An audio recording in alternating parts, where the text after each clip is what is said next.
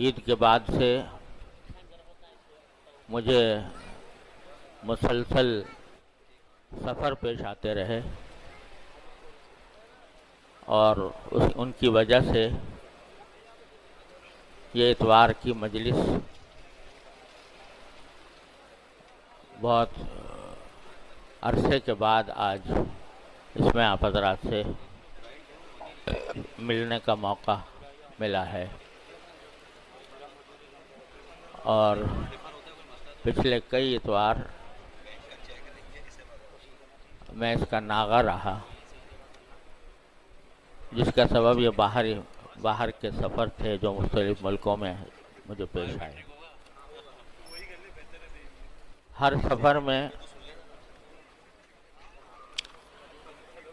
کچھ نہ کچھ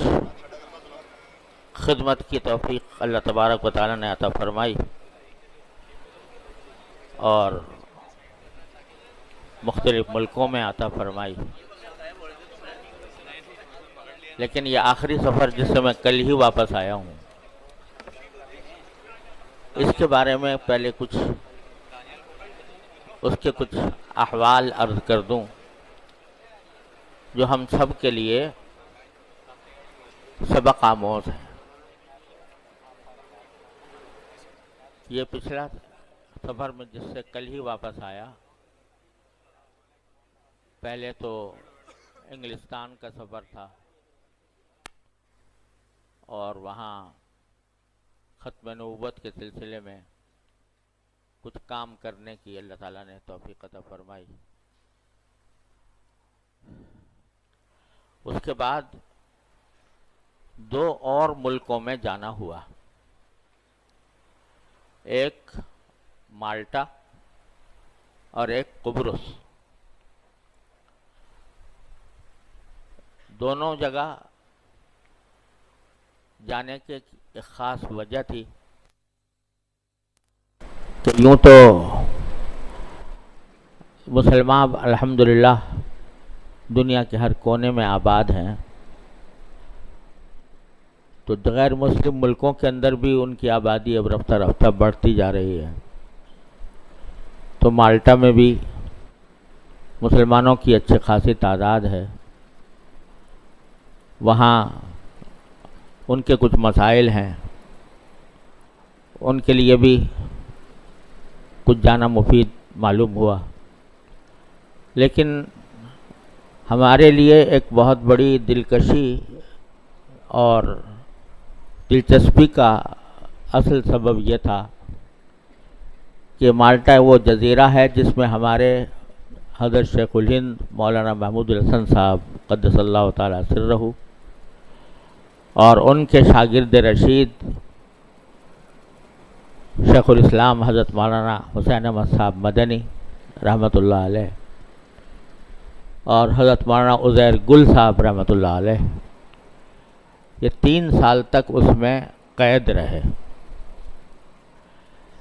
یہ مالٹا جو ہے یہ ایک جزیرہ ہے جو اٹلی کے قریب واقع ہے، اور اس زمانے میں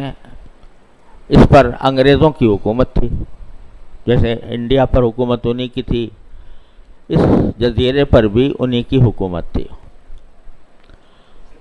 اور جنگ عظیم کے دوران ان کے جو مخالفین تھے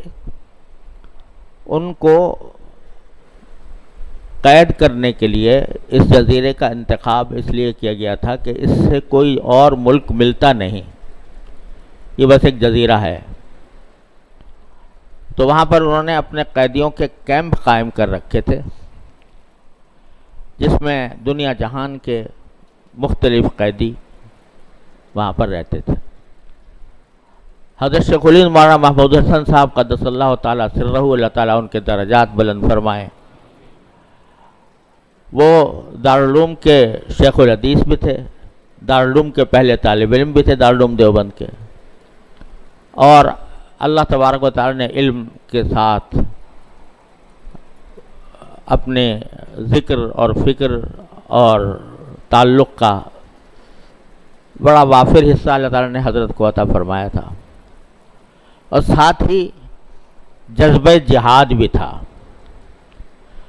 انگریزوں کی حکومت تھی تو انگریزوں کے سے نجات کے لیے اور ان سے آزادی کے لیے حضرت شیخ الہند قدس اللہ تعالیٰ سرہ نے اس بوریے پر بیٹھ کر، دارالعلوم دیوبند کے بوریے پر بیٹھ کر انہوں نے ایک عالمی تحریک چلائی تھی جو ریشمی رومال کی تحریک کے نام سے مشہور ہے، اور عجیب طریقے سے 3 ملکوں کو ایک ساتھ جوڑا تھا، افغانستان، ترکی اور پاکستان کے جو یہ آزاد قبائل کا علاقہ ہے۔ یہ اس کے ذریعے پروگرام یہ تھا کہ ترکی کی مدد سے ہندوستان کو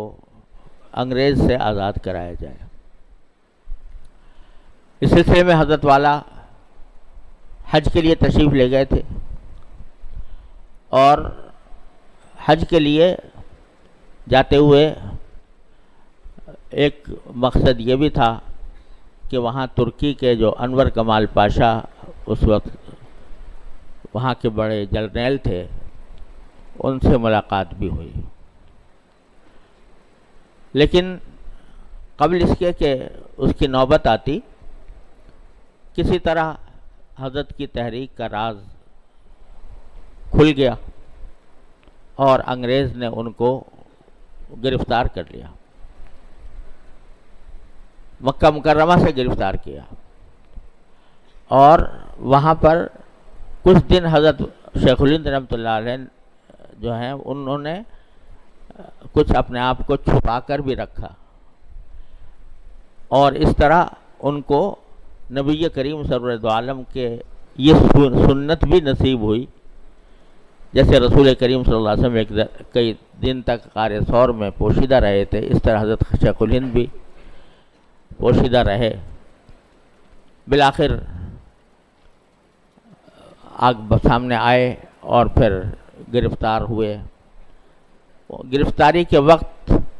ان کا یہ مقولہ بہت مشہور ہے کہ حضرت مولانا سعید حسین احمد صاحب مدنی رحمۃ اللہ علیہ نے اسیر مالٹا کے نام سے جو کتاب ہے اس میں وہ جملہ بھی نقل کیا ہے، اور میں نے اپنے والد ماجد رحمۃ اللہ علیہ سے بارہا سنا۔ انہوں نے فرمایا کہ الحمدللہ بمصیبت گرفتارم نہ بمعصیت، کہ اللہ تعالیٰ کا شکر ہے کہ ایک مصیبت کی وجہ سے گرفتار ہوں، کسی معصیت اور گناہ کی وجہ سے گرفتار نہیں ہوں، یہ جملہ انہوں نے ارشاد فرمایا۔ اور پھر پہلے مصر، وہاں سے مصر منتقل کیا گیا، مصر میں کچھ عرصہ قید میں رہے، اس کے بعد مالٹا منتقل کر دیا گیا، اور مالٹا میں 3 سال قید رہے۔ ان 3 سالوں کی داستان بڑی عجیب ہے جو حضرت مولانا سید حسین احمد صاحب مدنی رحمۃ اللہ علیہ نے سفر نامہ اسیر مالٹا کی کتاب میں ذکر کیا ہے۔ لیکن اس اسیری اور اس قید و بند کے زمانے میں ہی حضرت شیخ الہند رحمۃ اللہ علیہ نے اپنا قرآن کریم کا ترجمہ پورا کیا۔ حضرت شیخ الہند کا ترجمہ بہت مشہور ہے قرآن کریم کا۔ حضرت شاہ عبد القادر صاحب رحمۃ اللہ علیہ کے بعد یہ پہلا بامحاورہ ترجمہ تھا جو حضرت شیخ الہند رحمۃ اللہ علیہ نے کیا، اور اس کا بیشتر حصہ اسی قید کے اندر مکمل فرمایا۔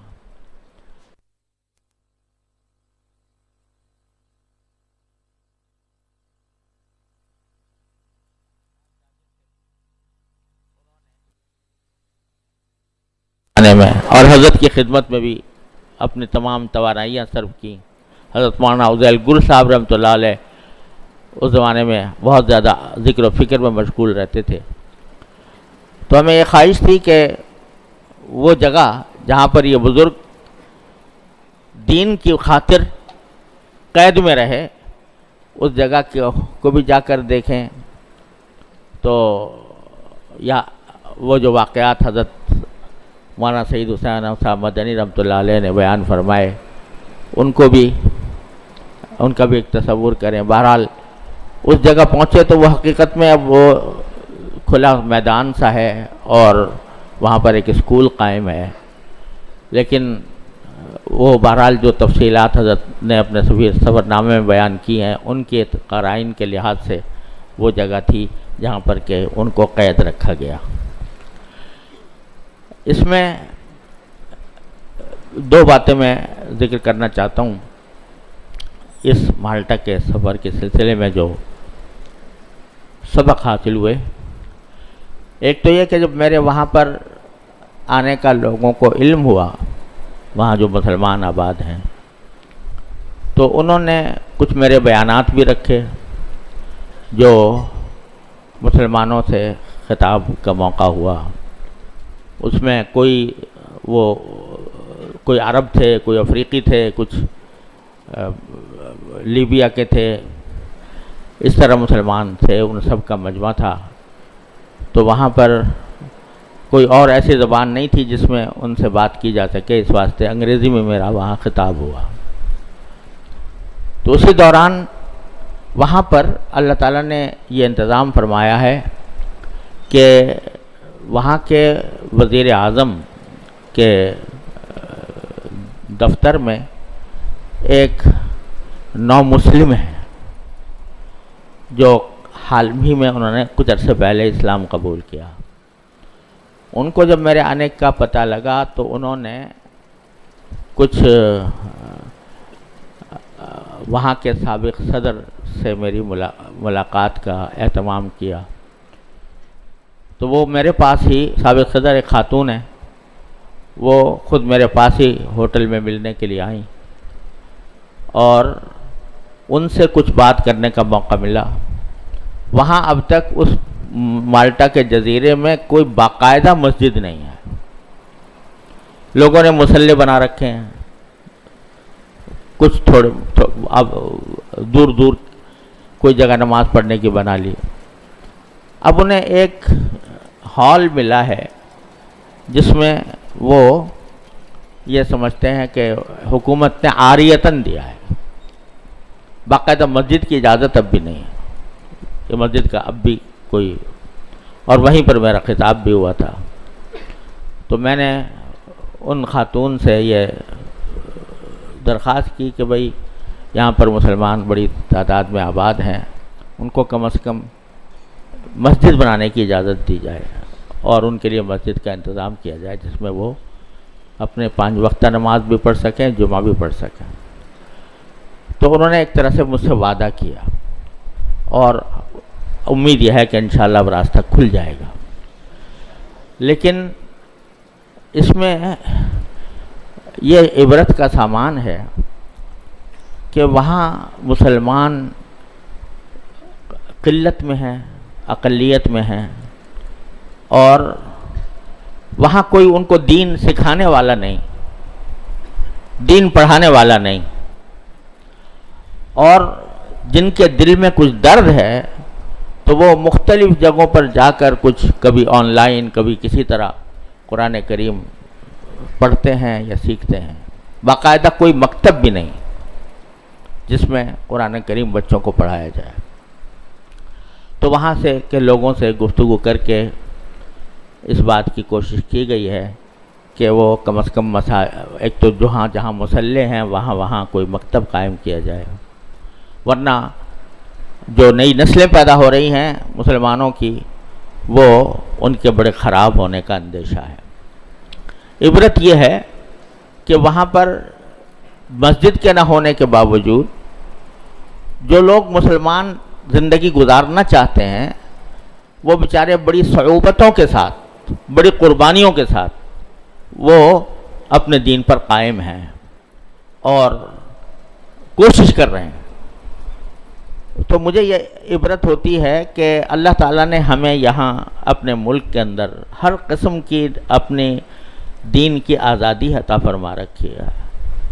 ہمارے اوپر کوئی نماز پڑھنے پر کوئی پابندی نہیں، مساجد قائم کرنے پر کوئی پابندی نہیں، الحمدللہ مدارس بھی موجود ہیں، علماء بھی موجود ہیں۔ اس کے باوجود دین کا وہ جذبہ اور دین کا وہ شوق جو ان لوگوں کے اندر ہے جو